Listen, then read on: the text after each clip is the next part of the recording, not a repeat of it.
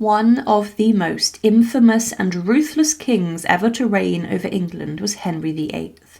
The Tudor king, who had 6 wives, would not stop unless he got his own way, and because of this, many of his former friends and 2 of his own wives lost their heads inside of the Tower of London and on Tower Hill. Henry was known for turning on some of his most loyal friends, including Thomas Cromwell and Sir Thomas More. Usually during his reign, executions for treason were conducted by axemen upon Tower Hill in front of thousands of people at the public beheading spot. The Tower of London was reserved for the most high profile of condemned people. Throughout his reign, he caused chaos and turmoil all across the nation, and this resulted in the lives of his subjects being turned upside down. Even some monks and abbots were systematically slaughtered, and they were hanged, drawn and quartered, becoming victims of Henry VIII. In this video, we look at some of the king's most powerful victims and look in detail about the methods deployed by the king to ruthlessly bring their lives to an end. To support our channel, please make sure to subscribe.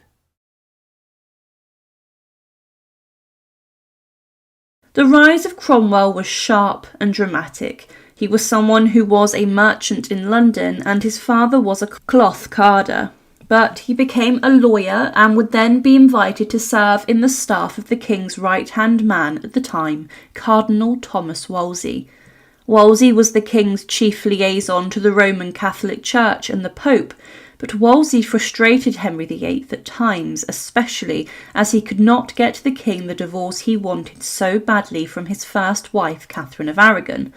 Cromwell became a member of Parliament, and as Wolsey's favour in the eyes of the king declined heavily, Cromwell would rise through this. He was promoted very much at the expense of Wolsey, as Henry VIII had become aware of Cromwell's skill as a lawyer and someone who had been able to work against the power of Rome in England. He had, during a session of Parliament, involved himself with law to restrict absent clergymen from collecting money from different parishes, and this was an attempt to restrict the power of Rome in certain areas. The king, of course, was frustrated with Rome, and Cromwell and the king seemed a good fit.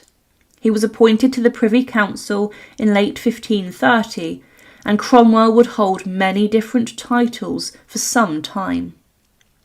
Some of the jobs that he performed for the king were the Master of the King's Jewel House, Chancellor of the Exchequer, controlling royal finances, Surveyor of the King's Woods, Master of the Rolls, Steward of the Duchy of Lancaster, and later the King's Principal Secretary and Chief Adviser. Through these jobs, Cromwell became incredibly rich, and he was quickly put to work dealing with the king's marriage to Catherine of Aragon. Cromwell believed that the king did not need the Pope to divorce his wife, and he convinced the king to become the supreme head of the Church of England, replacing the Pope in this, claiming that the Pope could not have jurisdiction over England. He did just this, and forced the resignation of his rival Sir Thomas More, who would later lose his head, and Henry was then free to marry his second wife, Anne Boleyn. He continued to consolidate Henry's power over religion and would force all clergy to accept this, and if they didn't, they would face the wrath of the king. Those who could not accept the king's supremacy over the church, such as Thomas More and the Bishop of Rochester, John Fisher, were forced into the Tower of London before they were then executed for treason. As the king's chief minister, a position that Cromwell was appointed in the April of 1534, the former merchant must have felt untouchable. He worked closely with the king to ensure all his subjects accepted his position in the church and also the legitimacy of his second marriage. He was a ruthless man who would not shy from having people executed. But one of the most notorious jobs that Cromwell would do for Henry VIII was to arrange the execution and downfall of his second wife, Anne Boleyn. Henry had grown tired of Anne failing to produce a male heir, and with this he openly flirted at court with Jane Seymour, his future third wife. It was no secret that Anne needed to be got rid of in the eyes of the king, and Cromwell was the one who would do this. Instead of organising a divorce or an annulment, Cromwell span a web of lies, deceit and scandalous charges which led to Anne, the Queen of England, being locked up inside of the Tower of London. The imperial ambassador knew what was happening, and it was claimed that Cromwell has been authorised and commissioned by the king to prosecute and bring an end to the Queen's trial, to do which he had taken considerable trouble. He set himself to devise and conspire the said affair. It was known about in royal circles that Anne Boleyn was a victim, and that she would be losing her head upon the wishes of the king. In fact, Cromwell even ordered a French swordsman to come from France to execute the Queen weeks before her trial had even taken place, showing what was in store for her. He did witness Anne Boleyn's execution himself from within the walls of the Tower of London. As mentioned, one of the most ruthless policies was the dissolution of the monasteries, and with this Cromwell and his group of investigators were dispatched to hundreds of abbeys, monasteries, religious houses and convents to search for any tiny reason to shut them down. The plan was to restrict the influence of the Pope across England, and for the king to then steal and take all the land, the wealth of these houses, and the physical buildings and whatever was worth. The dissolutions, monks were left with nowhere to go, thrown out of their homes and houses, and the abbots, including the leader of Glastonbury Abbey, were hanged, drawn and quartered. Cromwell even attacked parts of the church inside the physical buildings, ordering shrines to be smashed and statues to be taken. It was a huge attack upon religion in England, and Cromwell, through the dissolutions, managed to make the king incredibly rich, which satisfied Henry VIII greatly. It was at this point, in around 1538, where Cromwell was at the height of his power and influence. He even managed to help publish copies of an English Bible for the first time, but it was following the death of the king's third wife, Jane Seymour, when Cromwell would fall from power sharply.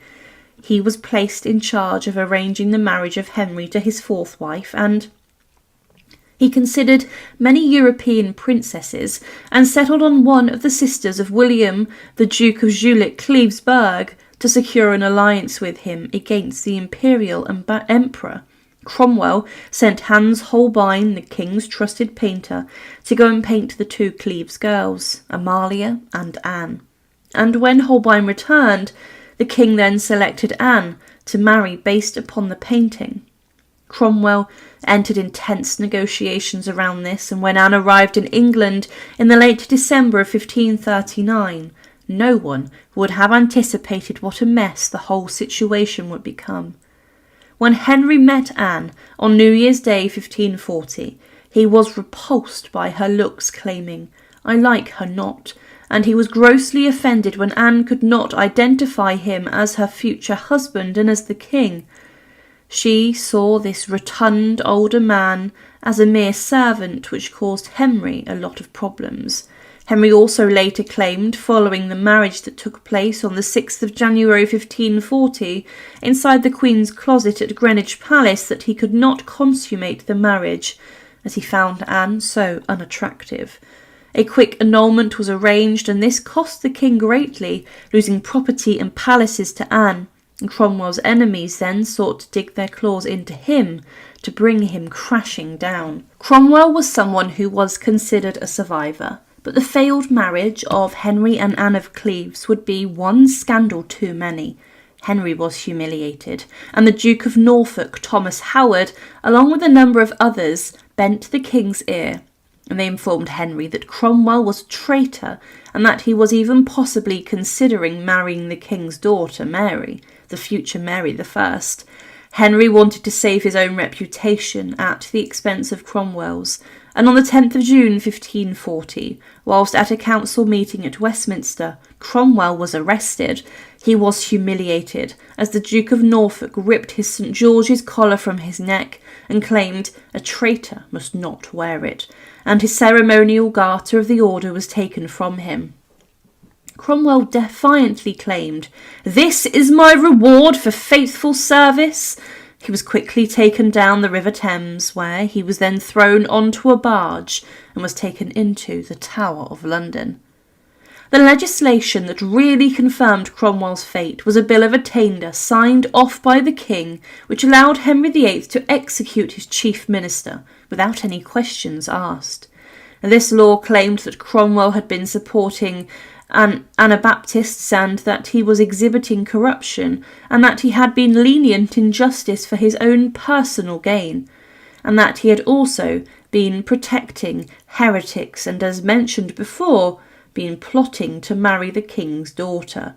The Bill of Attainder passed on the 29th of June 1540, and with this he lost all of his honours, all of his offices, and was only known as Thomas Cromwell, cloth carder.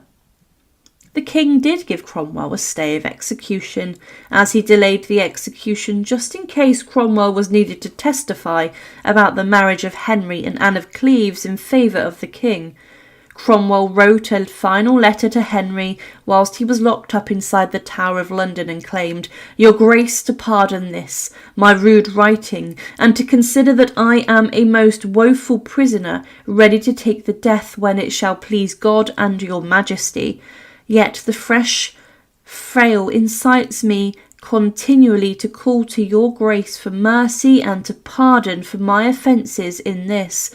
Christ save, preserve and keep you. Written the Tower this Wednesday the last of June, with the heavy heart and trembling hand of your Highness, most heavy and most miserable prisoner and poor slave.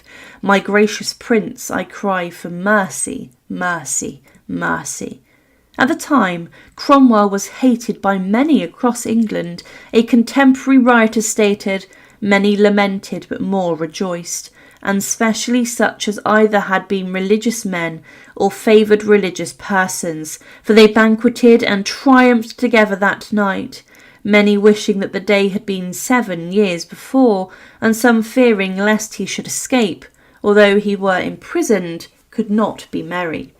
Others who knew nothing but truth by him, both lamented him and heartily prayed for him. But this is true, that of certain of the clergy he was detestably hated, and especially of such as had beaten hard, by his means was put from it. For indeed he was a man that in all of his doings seemed not to favour any kind of property, nor could not abide the sniffing pride of some prelates, which undoubtedly, whatsoever else was the cause of his death, did shorten his life, and procured the end that he was brought unto. He was very unpopular. Cromwell had been condemned to death without any trial, and he had lost all his land, property and titles, and was in this regard shamed. He was taken out of his prison cell in the Tower of London on the 28th of July 1540 and walked to Tower Hill, the site of the public beheading scaffold. Here many of his former enemies, such as Thomas More, had been executed, but Cromwell took the same miserable walk as them, and he was helped onto the scaffold in front of a large crowd for his execution. He made a speech on the scaffold claiming he would die in the traditional faith, and he claimed he had not helped religious criminals. He tried to protect his family from further hurt, but his execution did not go well. Cromwell's head was not taken from his shoulders in one swift blow. It allegedly took 2 or 3 swings of the axe to do this, and following this, his head was taken down to London Bridge and was placed upon a spike. Henry VIII regretted the execution of his chief adviser and minister for the rest of his life, having been blindsided by Cromwell's enemies into having him executed. He was blamed for the mess of the king's 4th marriage and was someone who was ruthless and hated across England. There were rebellions aimed at Cromwell, such as the Pilgrimage of Grace, because of the dissolution of the monasteries, and Henry may have felt that it was time to try and win the people of England back over, using Cromwell as a scapegoat. His fall from grace was shocking, and it was one of the most brutal in English history. One of the biggest problems of the Tudor period was if someone had any trace of royal blood. At the time, This would give someone a claim to the throne, and they would then be seen in the eyes of the king or queen as a threat to their rule. Margaret Pole had royal blood. She was the daughter of George Plantagenet, the Duke of Clarence, and her father was the brother of Edward IV and King Richard III. Her father would also be executed inside the Tower of London's walls as he plotted against his brother Edward IV, Margaret's uncle, and he would be drowned in a barrel of Malmsey wine inside one of the Tower's dungeons. This execution method being used solely in England on this one occasion. Margaret Pole in 1499 also saw her brother being executed, and his lands were taken and were confiscated. The family did suffer during the Tudor period.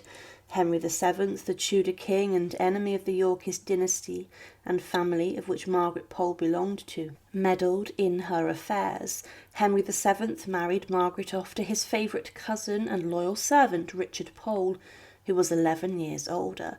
The king and queen attended the marriage ceremony, and it's believed that Henry VII ordered the marriage as her husband was insignificant, and the marriage would then reduce Margaret's claim to the throne and make her less of a danger.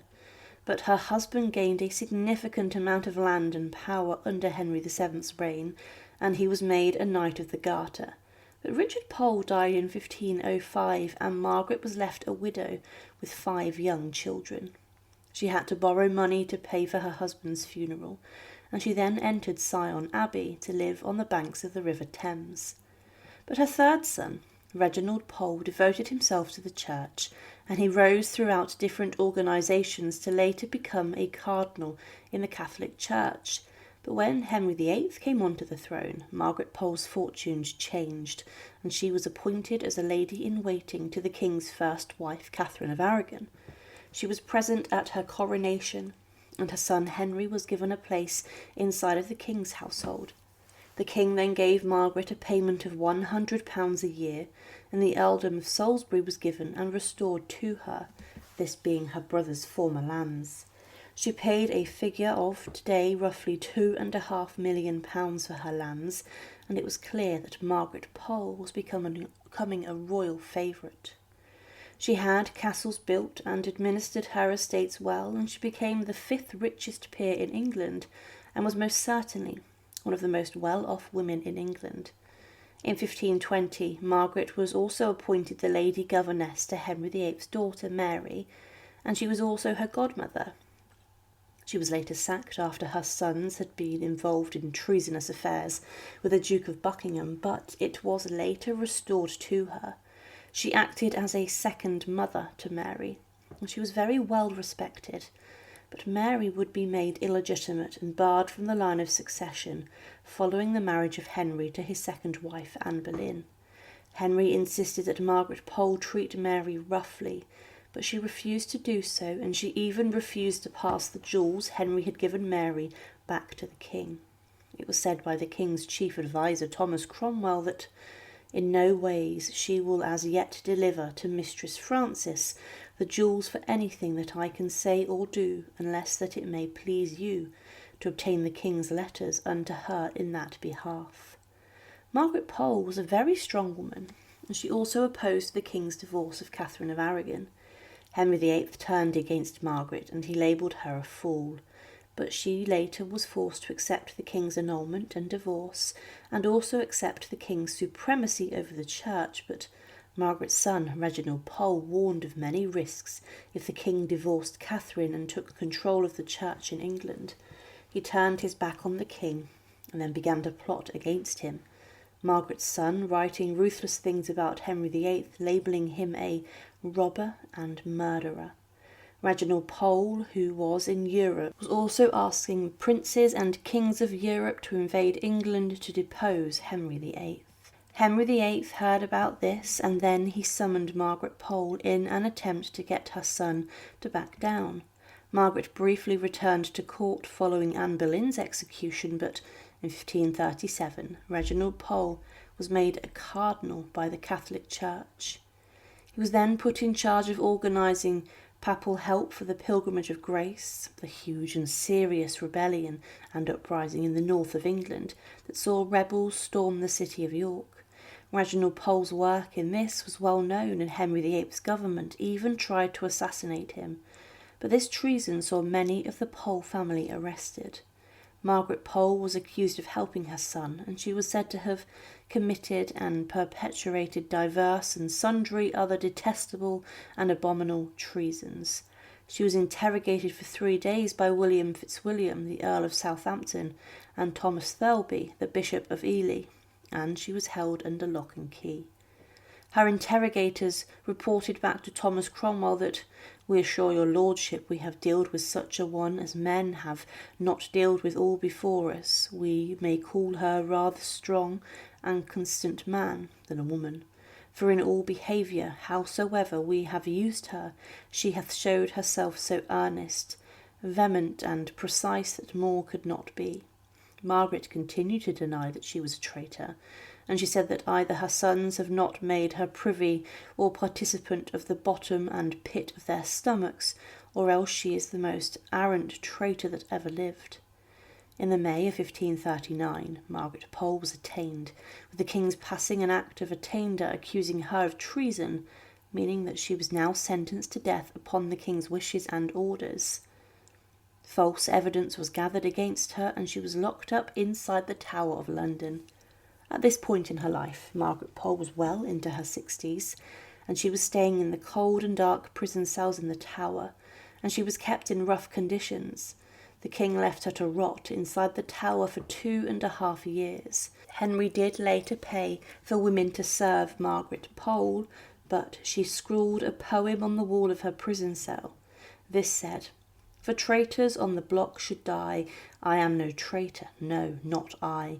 My faithfulness stands fast, and so towards the block I shall not go, nor make one step, as you shall see. Christ, in thy mercy, save thou me."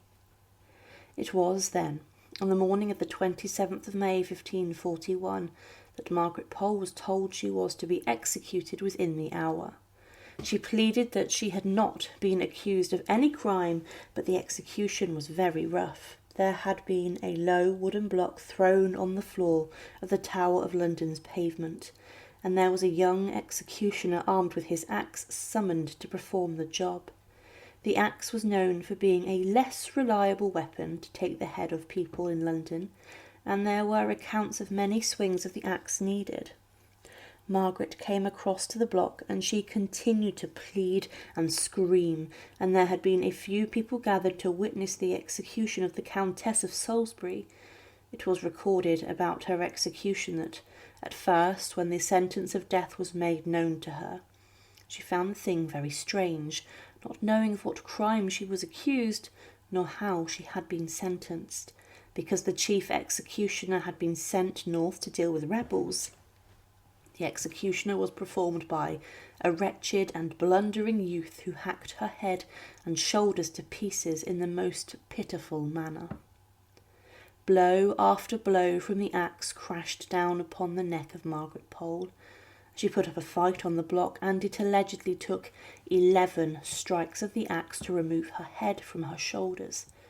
The first blow completely missed, and the weapon cut into her shoulders, and Margaret may have even broken free of the block from this. There were later stories of her created that she was running around the Tower of London to try and escape the executioner, who then had to wrestle her to the ground. But Henry VIII had ruthlessly done what he wanted, executed a woman whose son was one of his most intense enemies, and taken the head of a 67-year-old woman, who for him was a threat because of the royal blood that she had and the links to the House of York, the enemies of the Tudor family.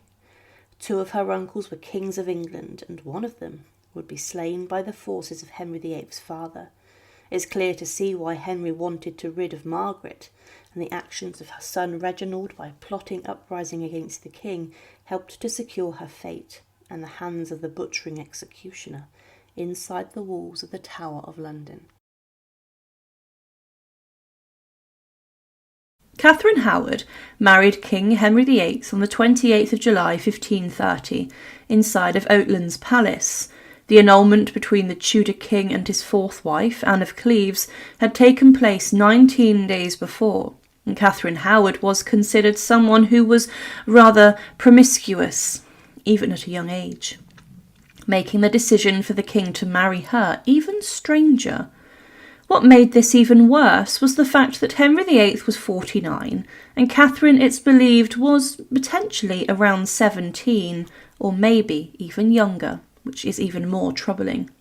Catherine, while she had been staying inside of the household of Agnes Tilney, the Dowager Duchess of Norfolk, may have been subjected to grooming at the hands of men such as her music teacher and also the secretary of the Dowager Duchess.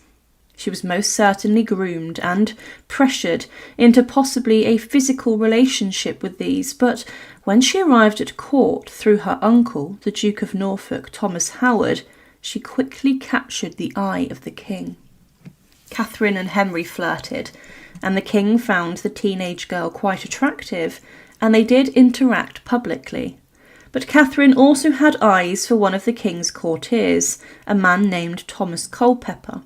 But the king was already in negotiations for Catherine's hand in marriage.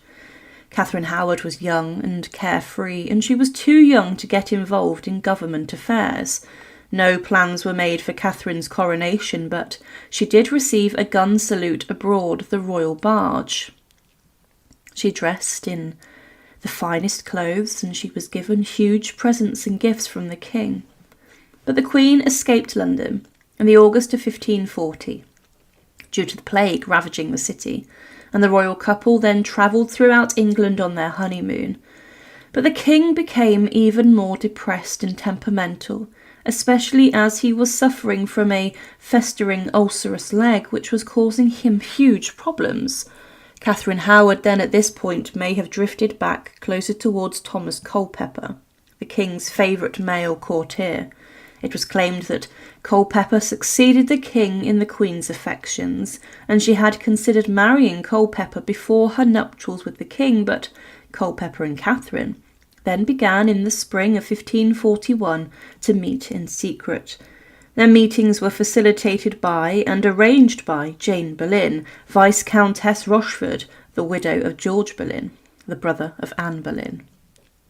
It's not known why Jane did this, but there were later witnesses who claimed that she had been involved in physical relations with men while she was in the care of the Dowager Duchess of Norfolk. But there were other rumours about the Queen and Culpeper, and someone suspected that they were having an affair, and the Archbishop of Canterbury, Thomas Cranmer, took it upon himself to investigate, probably to gain more favour in the eyes of the king. He discovered evidence of Culpeper and the Queen's liaisons, and this included a love letter sent between the pair. This was written in the Queen's handwriting, and on the 1st of November 1541, whilst the king was praying inside of the Chapel Royal at Hampton Court Palace, he was informed by Cranmer about his wife's infidelities. Catherine Howard heard about this, and she ran down the long gallery outside the chapel screaming, before she was then locked away in her quarters, held under arrest. It was claimed during her questioning that I found her in such lamentation and heaviness as I never saw no greater, that it would have pitied any man's heart to then look upon her. Further evidence was discovered about a possible pre-contract of marriage she may have had with Francis Derham, and this would have invalidated the king and Catherine's marriage, and this was very serious. Catherine denied this and claimed that she was assaulted, but on the 23rd of November 1541 she was stripped of the title of queen and was locked up inside of Sion Abbey. She would then never see her husband again. Thomas Culpeper and Francis Derham, the two men implicated in Catherine Howard's scandal, were then sentenced to death for high treason. Derham was hanged, drawn and quartered, but Culpeper was executed by beheading, and their heads were both placed upon spikes above London Bridge. It was claimed that while she travelled down the river to the Tower of London for her imprisonment, that she passed under the heads of her former lovers, and she screamed when she cast her eyes upon them. A number of Catherine Howard's relatives were locked up inside the Tower of London, and Catherine had an Act of Attainder passed against her, and this allowed Henry VIII to execute his fifth wife without any questions asked or the need for a trial. This secured her fate, and when she arrived at the Tower of London, she passed through Traitor's Gate, and she was then taken into her prison cell. Her execution was scheduled for 7 a.m. on the 13th of February 1542, her crime being treason and sleeping with someone behind the king's back, and also for failing to disclose her former sexual history to the king. Catherine Howard's execution was ruthless and harrowing. It's believed that she may have been 19 years of age, or even younger, when she was imprisoned in the Tower of London. It was the Act of Attainder that allowed Henry to do what he pleased and execute Catherine. No one could question it. It was the law the king passed to allow him to slaughter his teenage wife, and by not allowing her a trial, it made sure that the king would not be further embarrassed by the accusations that he had been cuckolded. Previously, Henry VIII had also executed his second wife, Anne Boleyn, who lost her head in the Tower of London. But the king summoned a French swordsman to take her head off, this being seen as an act of mercy, as a sword was much more reliable than the axe which was then used to take heads off. Anne Boleyn's procession to the scaffold was rather luxurious and an expensive black cloth and velvet decorated the Tower of London and the scaffold, and she was also allowed to make a speech to the small gathering of witnesses. Catherine Howard was given absolutely nothing. There was no fancy cloth signalling the death of a queen, just hay that had been thrown on the scaffold platform to soak up the young queen's blood. There was also no swordsman, but the local London axeman was invited inside the tower to take her head clean off, and the axe, as mentioned, was less reliable and it was more prone to mistakes. Catherine Howard, at the scheduled time of her execution, was led out of her room, and she was then made her way to the scaffold which was found next to the White Tower. She was helped up the scaffold by guards, and whilst on the scaffold, she made a short speech declaring that her punishment was worthy and just, and she asked for mercy from the crowd for her family, and asked for them to pray for her soul. Catherine Howard, the Queen Consort of Henry VIII and fifth wife of the notorious Tudor king, then placed her head on the block and said her final prayers before the executioner crashed his sharp axe down upon her neck and took her head off in one sharp blow of his weapon. This showed the skill of the executioner and that he was an experienced man with the axe. Following her death, her remains were collected and the blood ran off the scaffold, and her remains were then wrapped in a white cloth before they were taken into the Tower of London's chapel of St. Peter ad Vincula and buried in a rough grave. But Henry VIII had one more instruction for the Tower of London's officials. He ordered the body of Catherine Howard to be covered in quicklime, dissolving her remains, and they have never been found.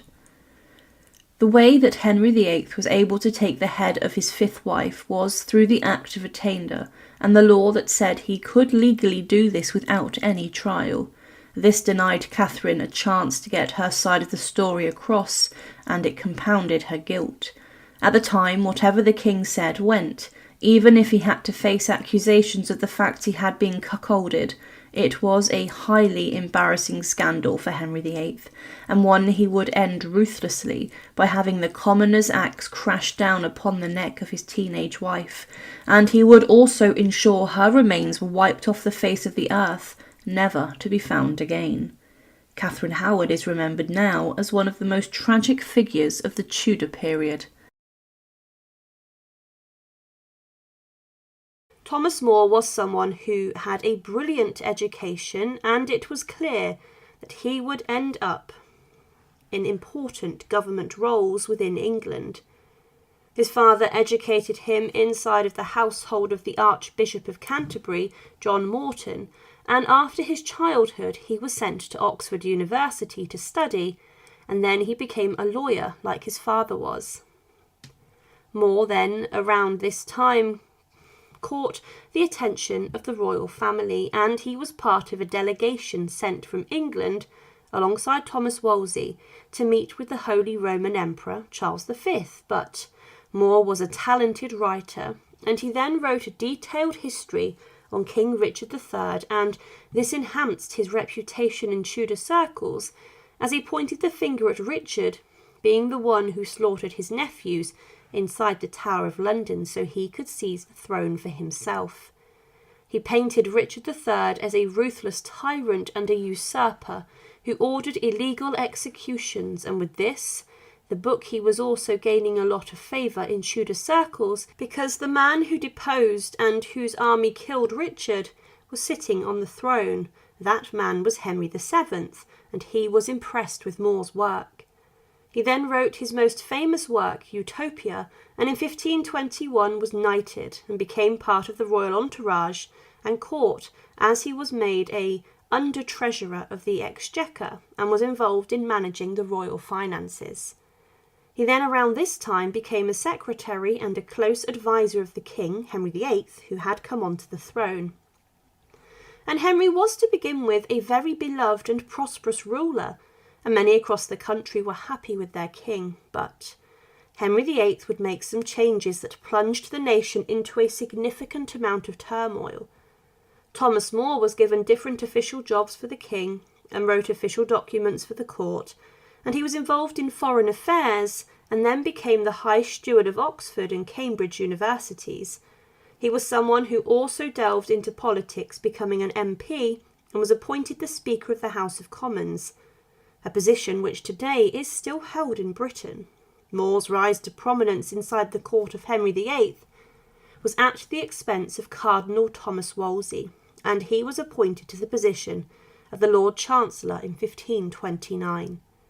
He was now involved in running England with the king, and he did have a very positive rapport and friendship with Henry at the time. However, it would be a number of years later that he was being thrown inside the Tower of London, as he could no longer support the king. Sir Thomas More was a very strong supporter of the Catholic Church, and he was an advocate of the papal supremacy over the Church, with the Pope being God's representative on earth. He was strongly against the Protestant Reformation which was emerging across Europe, and More even beat and arrested people who preached the words of the Protestant faith and was involved in rounding these up. He had a number of people executed for their crimes, and John Fox, the scholar, claimed that he was involved in torturing heretics himself. It was claimed that More tied heretics to a tree and then whipped them, and then sent them to the rack inside the Tower of London to get them to conform to the Catholic faith. He also was involved in sentencing many people to death who were burnt at the stake in Smithfield, as this was the most extreme punishment for the crime of heresy. But Henry VIII was married to Catherine of Aragon, and at this time he was falling in love with a new woman at court who stole his heart and captured his eye. Anne Boleyn was the woman who would become the king's second wife, and the king tried whatever he could to rid himself of his first and the marriage so that he could then be free to marry Anne. He appealed to the Pope for an annulment of divorce, and this was constantly refused by the Pope, and More supported the Pope over the king in this, and would not sign a petition to the Pope asking for Henry's annulment. But then, to rid himself of the need to appeal to the Pope, Henry declared himself the supreme head of the Church of England, and this was something More could not support, and refused to back his former friend the king on this. Now let's remember that More was the Lord Chancellor, a very prestigious role and an important one in England, but he resigned from this position on the 16th of May 1532. He cited reasons regarding the king's religious changes for this, but he quietly opposed the king's courtship and second marriage to Anne Boleyn, and he refused to attend their wedding in 1533, and he did wish them well but not attending. Henry VIII viewed this as a huge slap in the face and an act of protest and even treason. The downfall of Thomas More came swiftly, as he was accused of taking bribes, but he got away with these charges. But then on the 13th of April 1534, he was summoned to swear his allegiance to the Act of Succession again.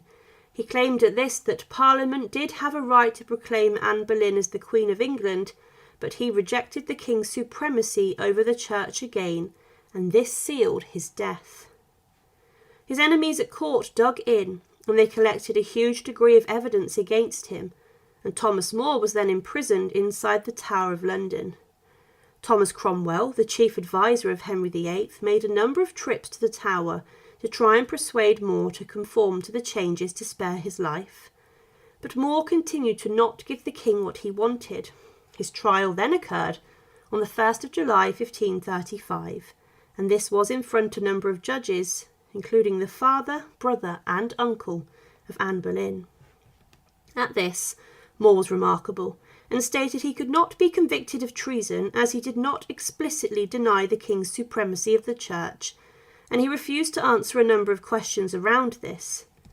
But Richard Rich, a lower member of the court, then gave evidence saying that More had in his presence denied the king's supremacy, and with this the court then quickly, after 15 minutes, condemned Thomas More to death for treason.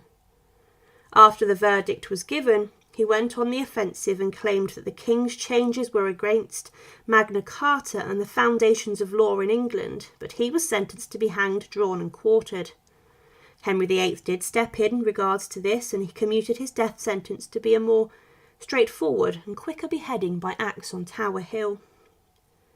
The execution of Sir Thomas More took place on the 6th of July 1535 and was claimed that about 9 he was brought out of the Tower. His hair was long, his face pale and thin, and he carried a red cross in his hands.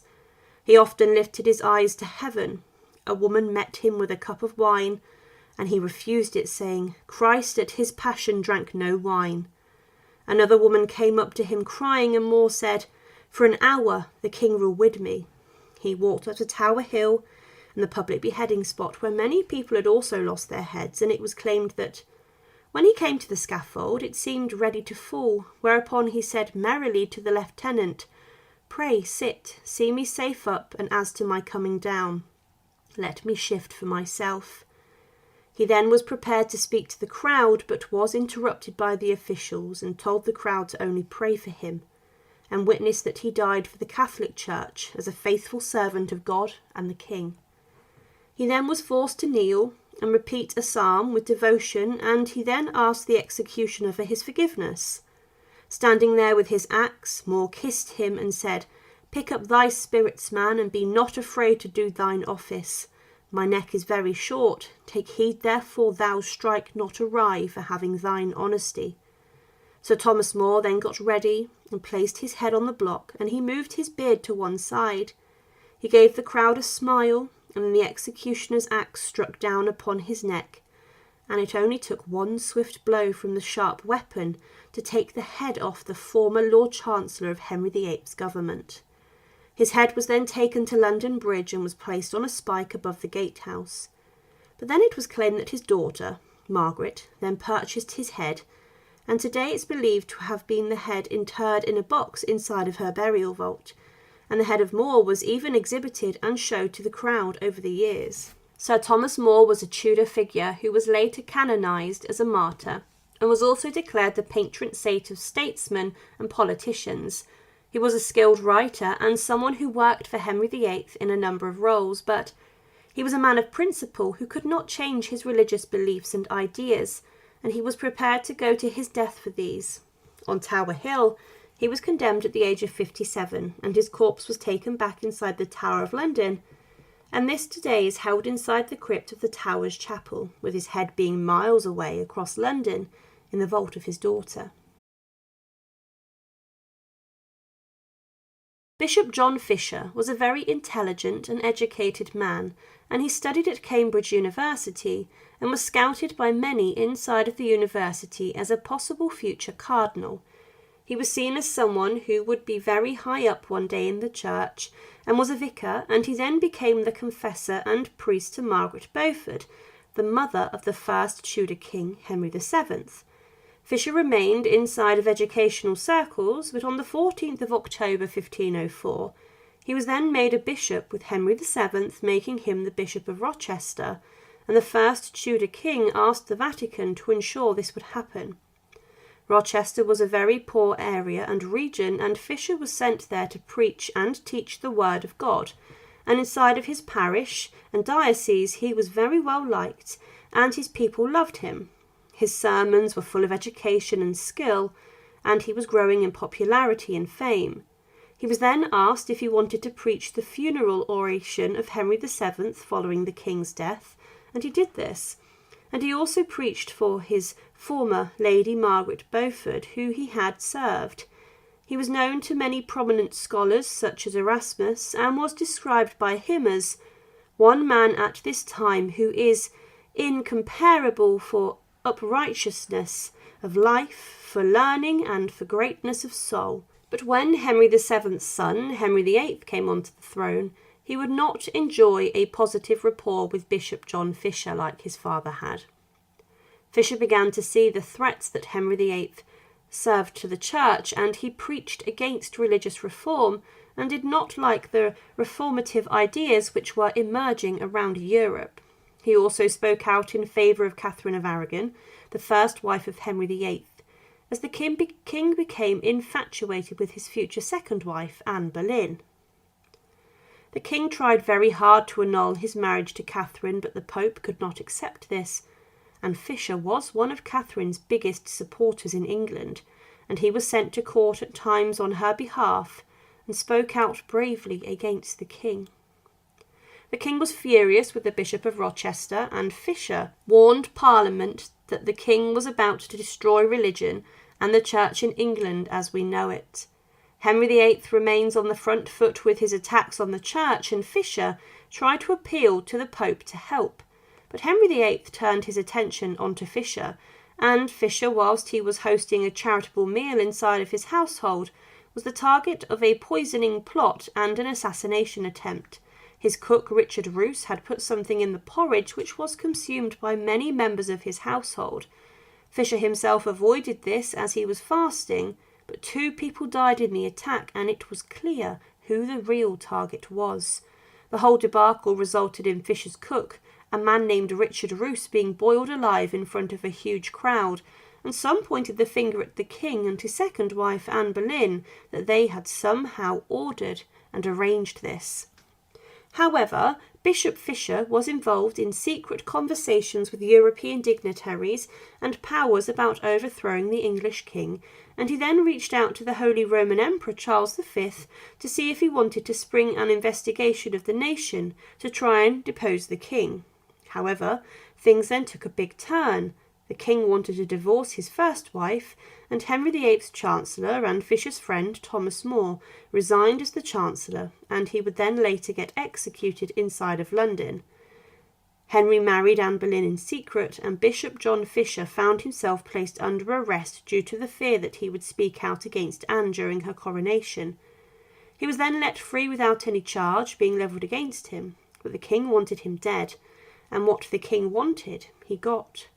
An act of attainder was passed against Bishop John Fisher for treason, and as he had been involved with the nun of Kent, Elizabeth Barton, who predicted the death of the king, he was then pardoned and was made to pay a fine of £300. However, the Privy Council then tried very hard to get Fisher to come to heel and recognise the king as the supreme head of the Church of England, and also recognise Anne Boleyn as the Queen of England.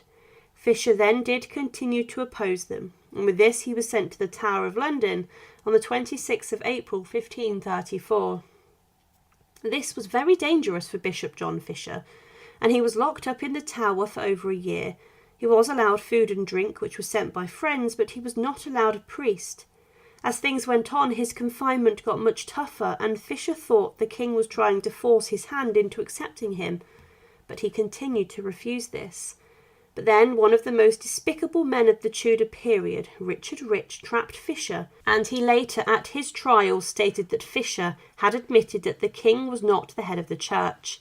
The Pope, Paul III, even tried to make Fisher a cardinal to save him, but the king said that if his hat came to the country, then Fisher's head would be sent back to the Vatican in return.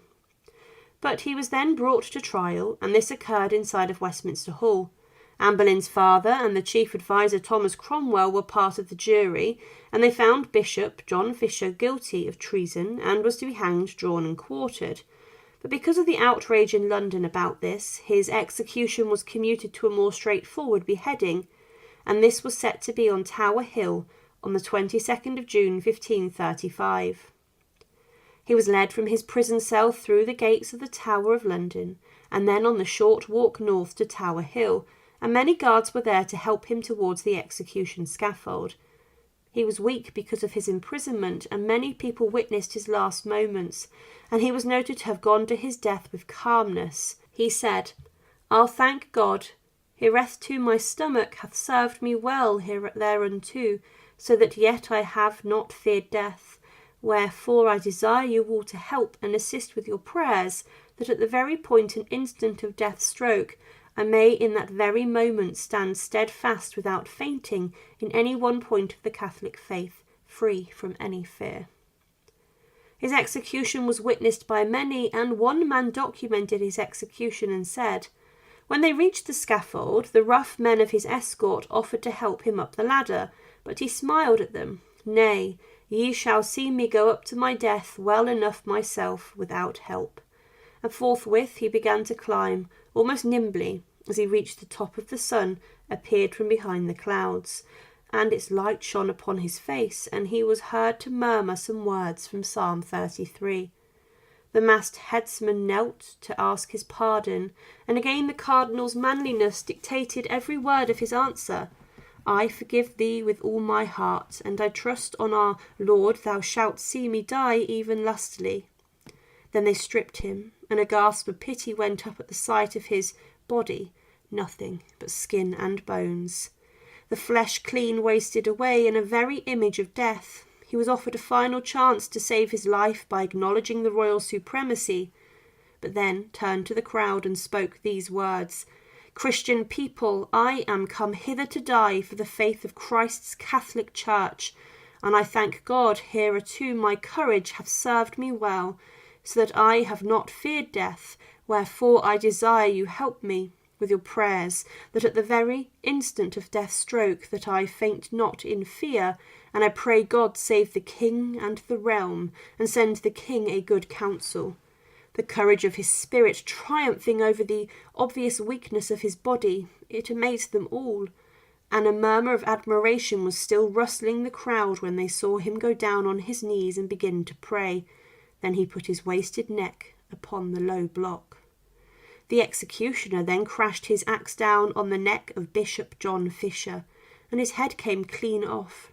His head following this was shown to the crowd, and many people wept, and his head was then taken to London Bridge, where it was dipped in tar and was then placed on a pike high above the entrance to the bridge. His body was taken back into the walls of the Tower of London and was interred inside of the chapel there. But many who passed under his head claimed it looked very lifelike, and almost as if he were awake, and it was later replaced. Bishop John Fisher was someone who spoke out against the king, and he was a man of principle, who died for his beliefs and would not be swayed, even when a trip to Tower Hill beckoned. George Boleyn was the son of Sir Thomas Boleyn, and his mother was Lady Elizabeth Howard. The family originated from Norfolk, and they were powerful local landowners, and her father was part of Henry VII's court, and then later Henry VIII's. And George had a couple of sisters, Mary and Anne. He was the youngest living child, and his oldest sister Mary then became the mistress of King Henry VIII. It was clear to most that George would become a prominent courtier and a member of Henry VIII's close circle, and he did grow closer to the monarchy. His father hoped that his daughters would marry powerful local landowners and nobles, and this would then gather more power and influence for the Boleyn family. But the Boleyns wanted George to be a good friend of the king, and at the age of 10 he came to the royal court of Henry VIII and was sat at a number of important events because of his family's growing influence. Henry VIII was impressed with George, and he became one of the king's page boys, and his education was first class, and he learnt a number of different languages. His two sisters were sent abroad to France, but George remained at home, and then studied at Oxford University. But roughly around the year 1524, He then married Jane Parker, who became known as Jane Boleyn. There was a significant amount of money given to the couple by Henry VIII for them to establish a household, but we know that their marriage was not happy at all. George and Jane's marriage was rather strained, and there were rumours that Jane was involved in her husband's condemnation following the accusations and of incest with the Queen, his sister. But George was a womanizer and someone who slept around with different women at court, and this was very well known about. He had a powerful sense of humour and was very witty, and he was referred to as a good-looking man, but was also very arrogant. George Boleyn was given a large amount of land in Kent and received further houses from the king. He was a clear favourite of the Notorious king and got further payments from him. And the pair played tennis and bowls together and regularly gambled large amounts of money. In the year 1525, he was made the gentleman of the Privy Chamber, and George was a close friend of the king. But one of the most powerful strings to George's bow was his sister Anne. Anne Boleyn captured the eye of the king, and the pair then tried to strike up a relationship, but Henry was married to Catherine of Aragon, his first wife. Once Catherine was out of the way, Anne and Henry VIII married, and George continued to rise throughout the ranks in the royal court. He became the esquire of the body and the master of the bookhounds, and was given further wealth. In 1529 he was knighted, and was given the title of the Viscount Rochford, and his wife became Viscountess Rochford. George even had a good rapport with the King of France, Francis I, and he visited the French royal court many times. And George informed the French king of Anne and Henry's marriage. He was even sent to try and appease the Pope, who was furious with this. But back in England, George was present at his niece's, the future Queen Elizabeth I's, christening, and even carried the canopy over her at the ceremony. But George continued his exploits in Europe, and he was seen as a skilled courtier by Henry VIII, and was also a commissioner. When many monks were sentenced to death, he was someone who regularly witnessed executions across London. However, his sister, Anne Boleyn's relationship with Henry VIII was strained, and she had a number of miscarriages and did not give the king the son he so greatly wanted. With this, Henry was now seeing his mistress Jane Seymour, one of Anne's ladies-in-waiting. But to get rid of Anne, Henry VIII set Thomas Cromwell to work, and he was ordered to find the king a way out of his second marriage. And with this, Cromwell came up with a number of false accusations and charges which were incredibly shocking, and Anne was accused of treason, incest, adultery, and sleeping with 5 other men, including her own brother, George. George, the brother of the Queen, who had risen to huge power inside of the king's court, was now facing death based on the lies of Thomas Cromwell, the king's chief advisor. George and his sister the Queen were arrested on the 2nd of May 1536, and also Sir Henry Norris, Sir William Brereton, and Sir Francis Weston and Mark Smeaton were also rounded up because of the charges. The other men were tried on the 12th of May, and Smeaton was subjected to torture on the rack, and he may have given over false information and lies because of this, which was then used as evidence against the Queen. Anne was prejudged at her trial because of this, and George Boleyn stood trial a few hours before, on the 15th of May. He was also prejudged to be guilty, and he was not allowed to defend himself. Some believed he would be acquitted, as there was no concrete evidence of the crimes of incest existing between the Queen and George, but this accusation was based upon the fact he spent a lot of time with his sister as they were close, and with this George was sentenced to death. There was no evidence in the trials that alluded to George sleeping with his sister the Queen, and this claim was based on a rumour. It was alluded to that his wife, Jane Boleyn, testified against her husband, and this has shown Jane to have been one of the most brutal women of the Tudor period. But Thomas Cromwell wanted to bring George's downfall himself because of the fact he wanted more power and control over court. George Boleyn was found guilty of incest, treason and adultery with his sister Anne Boleyn, and was sentenced to be hanged, drawn and quartered. Henry VIII did spare him slight pain as he was commuted to the death sentence of George Boleyn to be more straightforward with the beheading, which was quicker. Inside the Tower of London, George sorted out his affairs and prepared for his death by settling debts, and he was, on the morning of the 17th of May 1536, taken out of the Tower for his death on Tower Hill. He was in his early 30s, and George was led up the scaffold for his execution, and there was a huge crowd gathered to see his death. The scandalous charges had captivated the nation, and with this thousands were there to see the axe fall. George was under a very heavy guard and was allowed to make a speech on the scaffold, and his words captivated the crowd. On the scaffold, George claimed, "Christian men, I am born under the law, and judged under the law, and die under the law, and the law hath condemned me. Masters all, I am not come hither for to preach, but for to die, for I have deserved to die if I had 20 lives, more shamefully than can be devised, for I am a wretched sinner, and I have sinned shamefully. I have known no man so evil, and to rehearse my sins openly, it were no pleasure to you to hear them, nor yet for me to rehearse them, for God knoweth all.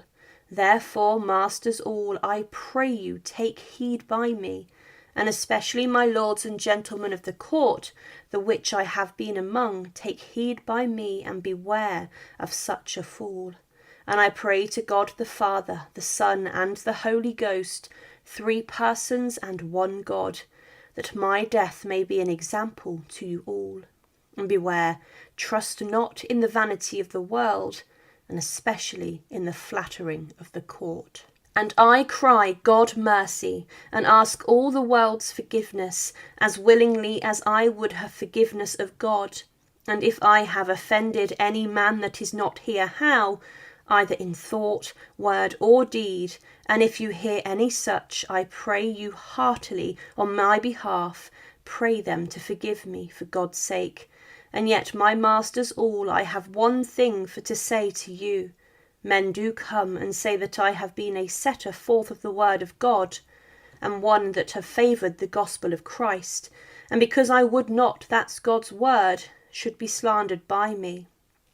I say unto you all, that if I had followed God's word indeed as I did read it, and set it forth to my power, I had not come to this. I did read the gospel of Christ, but I did not follow it. If I had been a living man among you. Therefore I pray you, masters all, for God's sake stick to the truth and follow it. For one good follower is worth 3 readers, as God knoweth. Following this, he then placed his neck on the executioner's block, and the executioner was stood over him with the sharp axe. He crashed his weapon down onto the neck of George Boleyn, and with this the brother of the Queen lost his head in one swift blow. He was executed a couple of days before his sister was, inside the walls of the Tower of London, and George's death was, alongside the others, condemned for charges with the Queen. His execution was one which saw the power of Cromwell and other enemies inside of the King's court that George had, who dug in their claws and brought him crashing down, alongside his sister, the Queen of England.